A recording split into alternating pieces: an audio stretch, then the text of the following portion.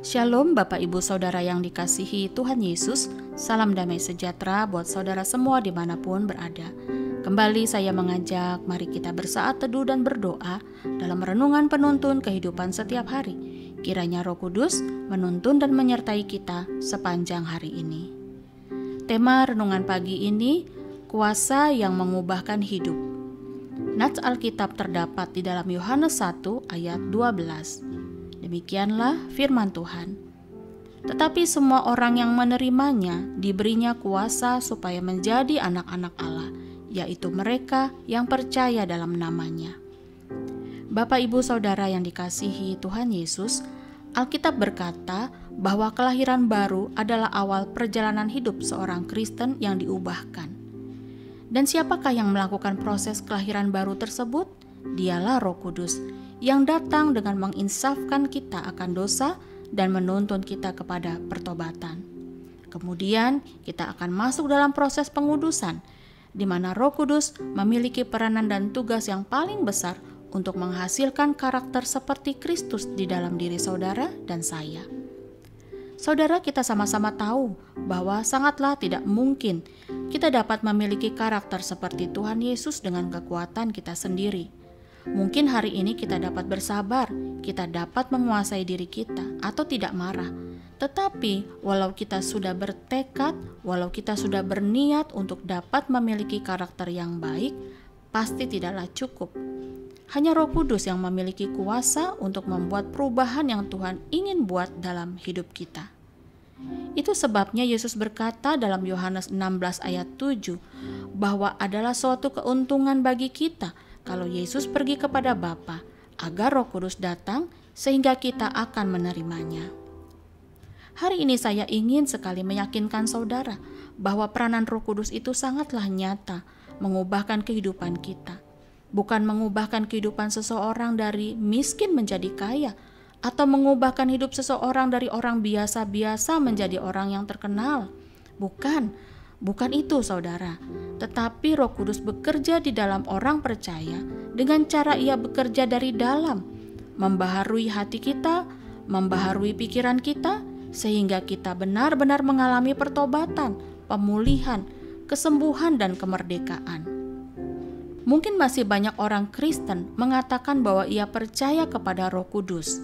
Secara alkitabiah, ia mengerti peranan Roh Kudus. Tetapi ia sendiri belum mengalami pengalaman yang diubahkan oleh Roh Kudus. Tidakkah saudara rindu untuk mengalami kuasa yang mengubahkan hidup orang percaya? Untuk itu, mari kita pelajari apa saja yang dikerjakan oleh Roh Kudus ketika ia menjamah hidup seseorang. Pertama, Roh Kudus menginsafkan kita akan dosa. Yohanes 16 ayat 8 berkata, "Dan kalau ia datang, ia akan menginsafkan dunia akan dosa, kebenaran, dan penghakiman." Pernahkah saudara mengalami suatu teguran yang lembut, atau ia sedang mengetuk hatimu dan mengoreksi perbuatan kita begitu kuat dari Roh Kudus? Ketika kita merespon dengan baik, kita sadar dan kita mau dipulihkannya, maka itulah peranan daripada Roh Kudus untuk menginsafkan kita akan dosa. Kedua, Roh Kudus mengajarkan agar kita memahami firman Tuhan. 2 Timotius 3 ayat 16 berkata, "Segala tulisan yang diilhamkan Allah memang bermanfaat untuk mengajar, untuk menyatakan kesalahan, untuk memperbaiki kelakuan, dan untuk mendidik orang dalam kebenaran."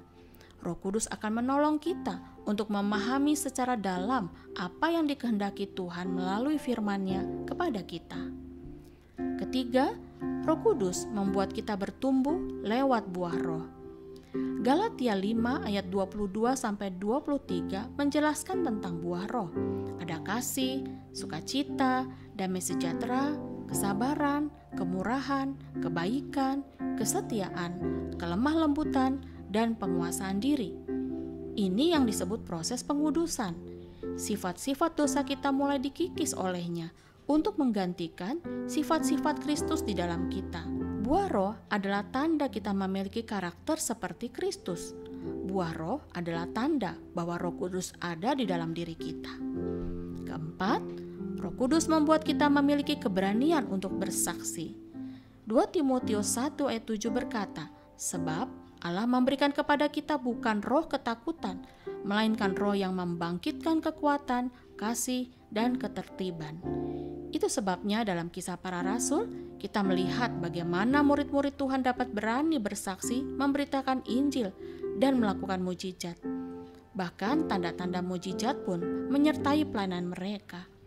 Zaman sekarang pun saudara, mujizat Allah masih kita lihat secara alami dan bahkan secara supranatural. Dan kelima, Roh Kudus mematraikan kita bahwa kita adalah anak-anak Allah. Efesus 1 ayat 13 berkata, "Di dalam Dia kamu juga, karena kamu telah mendengar firman kebenaran, yaitu Injil keselamatanmu. Di dalam Dia kamu juga, ketika kamu percaya, dimatraikan dengan Roh Kudus yang dijanjikannya itu."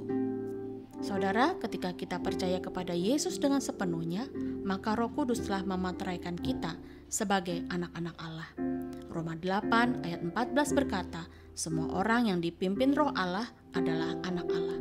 Dan pada ayatnya yang ke-17, Alkitab juga berkata, "Jika kita adalah anak, maka kita juga adalah ahli waris." Maksudnya, orang-orang yang berhak menerima janji-janji Allah.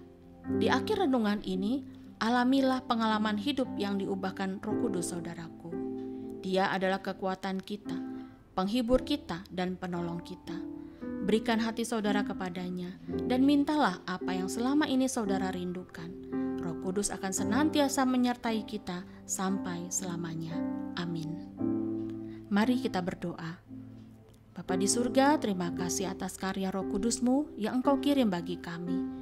Ia yang menginsafkan kami akan dosa, memberdayakan kami dengan kuasa, dan terlebih Engkau telah mematraikan kami dengan Roh Kudus-Mu bahwa kami adalah anak-anak Allah yang berhak menerima janji-janji-Mu. Lawatlah dan penuhi anak-anak-Mu ya Bapa, yang rindu mengalami kuasa-Mu yang mengubahkan pribadi kami menjadi manusia yang baru. Di dalam nama Tuhan Yesus kami berdoa. Amin. Kiranya berkat yang sempurna dari Allah Bapa, kasih karunia dari Tuhan Yesus Kristus, dan persekutuan yang indah dengan Roh Kudus menyertai kita dari sekarang ini dan sampai selama-lamanya. Maju terus dalam tuntunan Tuhan saudara, tetaplah semangat, sampai jumpa esok hari di penuntun kehidupan setiap hari, dan Tuhan Yesus memberkati.